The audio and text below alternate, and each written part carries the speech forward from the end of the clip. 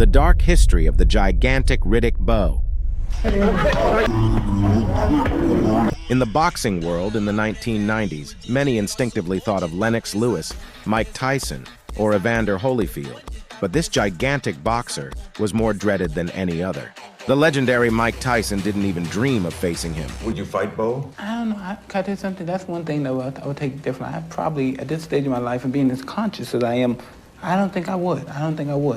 The great Holyfield saw his first loss against this fierce giant. He became an undisputed world champion at the age of 25.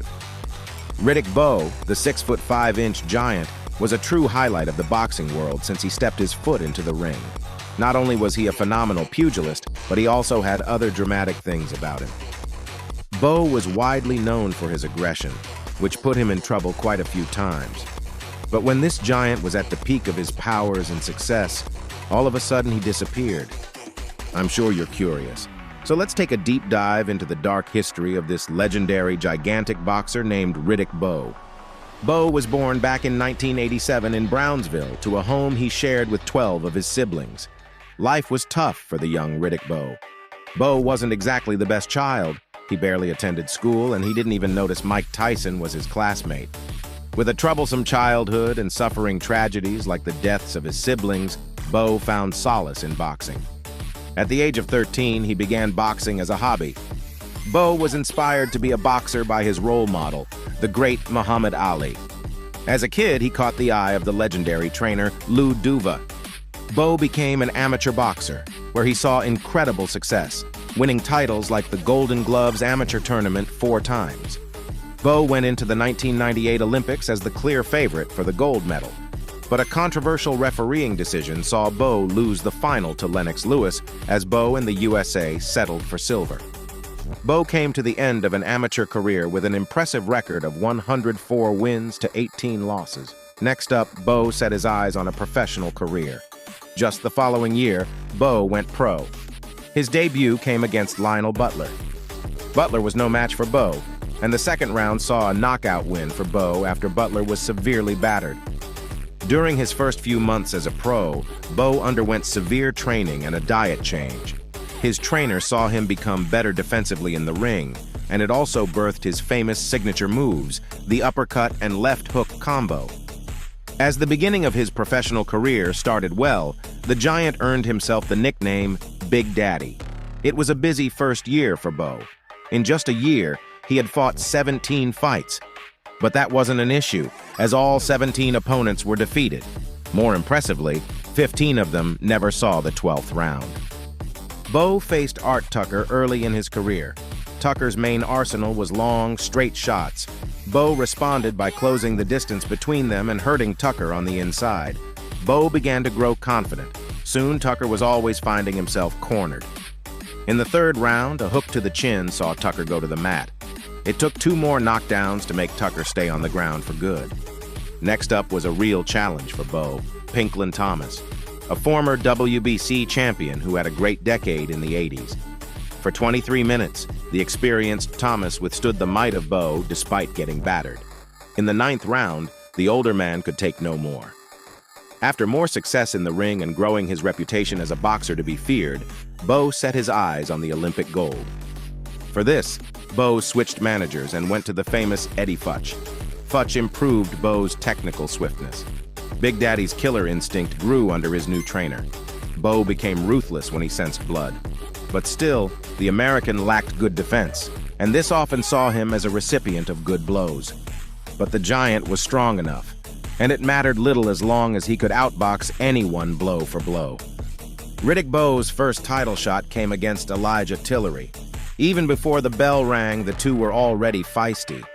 The start of the fight saw Tillery start well and strong, but soon enough, Bowe grew into the rocking Tillery with combination.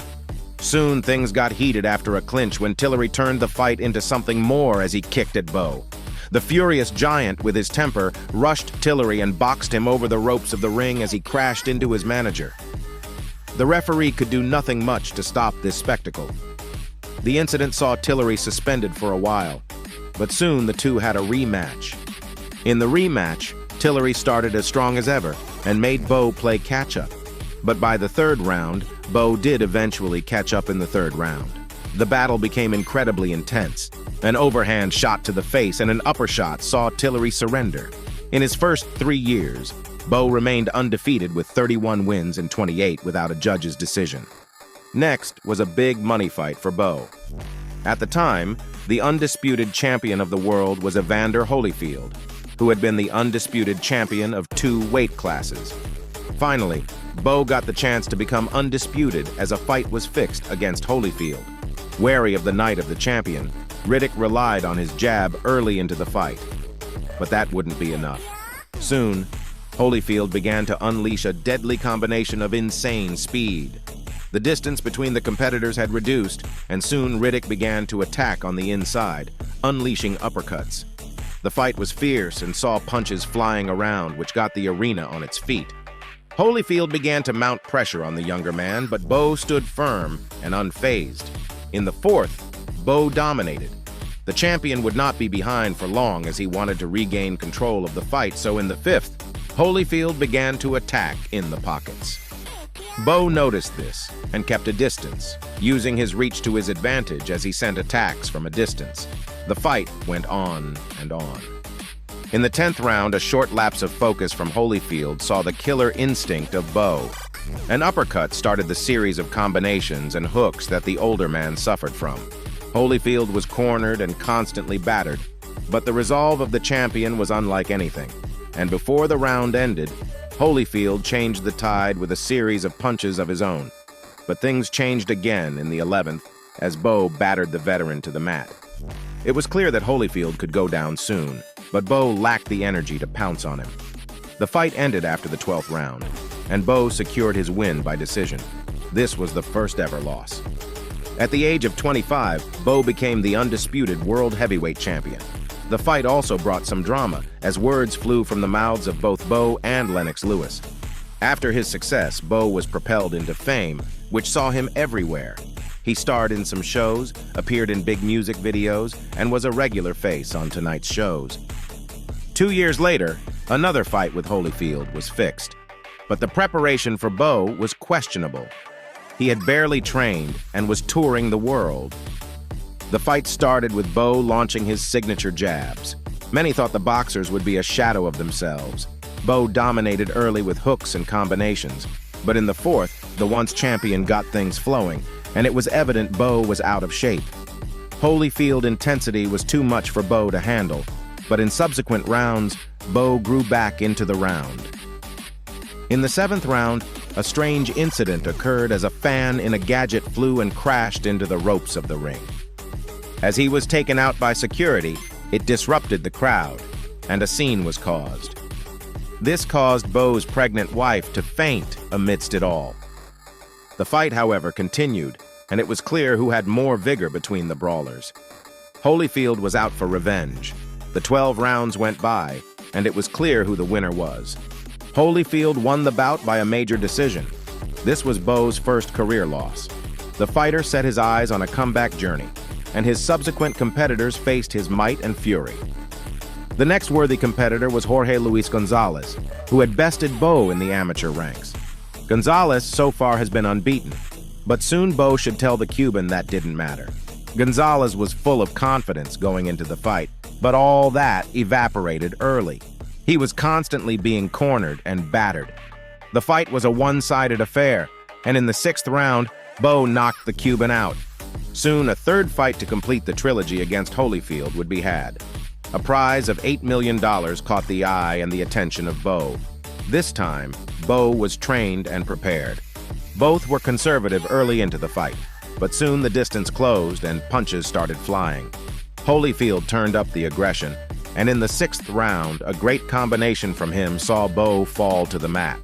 This was the first knockdown in Bowe's professional career. The tide was with Holyfield, but not for long. Soon, Bowe seized control. A great uppercut from Bowe saw the elderly man plummet into the flow. This left Holyfield dazed. What followed next was another brutal blow to Holyfield's head. He could take no more. Bowe won by knockout. After his success, Bowe's career took a massive fall as the American superstar lacked discipline. He began eating out of control and barely gave time to his career as a professional boxer. A fight with Andrew Golota saw Bowe battered and unfit for the ring, but Bowe was lucky not to lose as Golota got himself disqualified with consequent illegal blows to Bowe's testicles. The end of the fight saw an eruption in the ring of both parties' entourages throwing blows at each other. The rematch saw a more fit and prepared Bowe, but early in the fight, Golota dominated with his good use of the jab. Soon, Golota became nasty again as he bit Bowe, issued a knee to Bowe and a headbutt. Still, Bowe stood strong.